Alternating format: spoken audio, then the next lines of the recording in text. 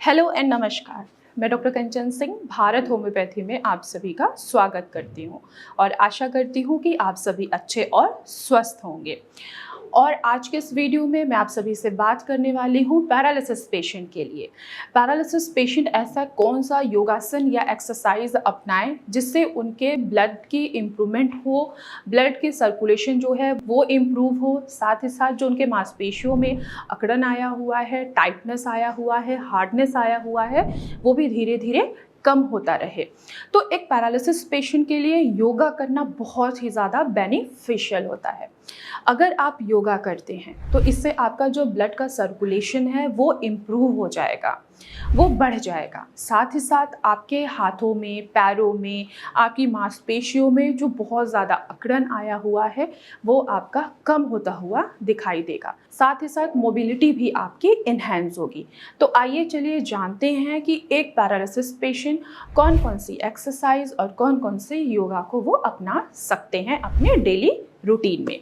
तो first of all आपको exercise कौन सी करनी है? Breathing exercise. ब्रीदिंग एक्सरसाइज में भी आपको दो एक्सरसाइज करना है। पहला है अनुलोम विलोम। अगर आप अनुलोम विलोम करते हैं तो इससे आपके ब्रेन और नर्व में क्या होगी, अच्छे तरीके से ब्लड की सप्लाई भी होगी और ऑक्सीजन की भी सप्लाई होगी, जिसकी वजह से जो न्यूरोप्लास्टिसिटी है वो इन्हेंस होगा और आप में काफ़ी हद तक सुधार आना स्टार्ट हो जाएगा। दूसरा, आपको ब्रीदिंग एक्सरसाइज में बी ब्रीदिंग करनी है। बी ब्रीदिंग में क्या होगा कि जो आपका मेंटल स्ट्रेस है वो काफ़ी हद तक कम होता चला जाएगा। देखिए क्या होता है कि जो कोई भी पैरालिसिस का पेशेंट होता है वो पहले बहुत अच्छे तरीके से काम करता था जब उसकी बॉडी पैरालाइज नहीं होती थी।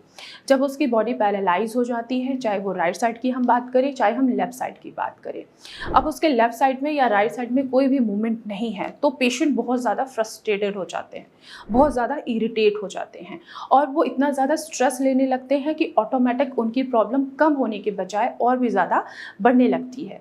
इस कंडीशन में अगर आप डीप ब्रीदिंग करते हैं तो एक तो आपका मेंटल स्ट्रेस कम होगा, ब्लड का सर्कुलेशन अच्छा होगा और आप में इम्प्रूवमेंट भी देखने को मिलेगा। सेकंड, योगा करना है आपको पैसिव योगा, यानी कि आपको माउंटेन पोज एक्सरसाइज करनी है। इसमें आपको क्या मिलेगा, एक तो जो आपका पोस्चर है उसमें सपोर्ट मिलेगा। दूसरा, आपके जो बैकबोन में प्रॉब्लम आ रही है, आपके बैक मसल्स में स्टिफनेस आ रही है, आपको बैठा नहीं जा रहा है, तो ये आपके बैठने की पोजीशन को इम्प्रूव करेगा। क्योंकि देखा गया है कि जितने भी पैरालिसिस के पेशेंट होते हैं जब उनका लोअर लिम्ब पैरालाइज हो जाता है तो उनको उठने और बैठने में काफ़ी तकलीफ होती है।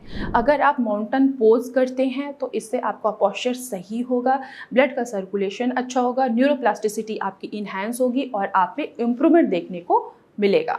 इसके अलावा आप कोबरा पोज भी अपना सकते हैं। ये आपके बैक स्पाइन को मोबिलिटी देगा, इन्हेंस करेगा, पावर लाएगा, तो आपको बैठने में और चलने में काफ़ी आराम महसूस होगा और साथ ही साथ आपको इम्प्रूवमेंट भी देखने को मिलेगा। थर्ड योगा है चेयर योगा। चेयर योगा में आपको एक चेयर लेना है, उस पर आराम से बैठना है और अपने गर्दन की मूवमेंट करनी है, जैसे जैसे मैं कर रही हूँ, बिल्कुल धीरे धीरे।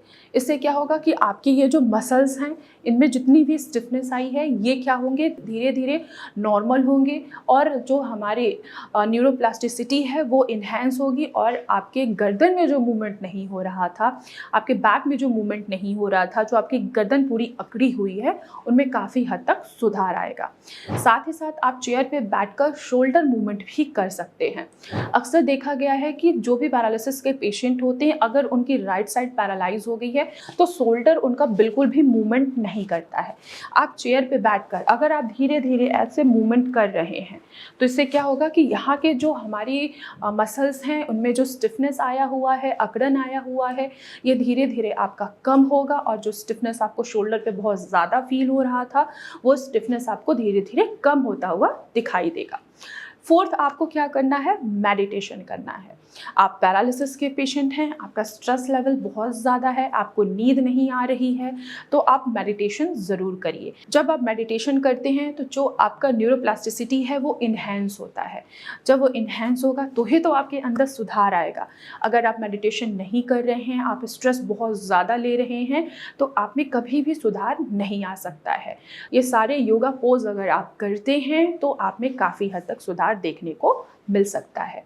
तो आज की वीडियो में बस इतना ही, फिर मैं मिलूंगी नेक्स्ट वीडियो में। तब तक के लिए धन्यवाद।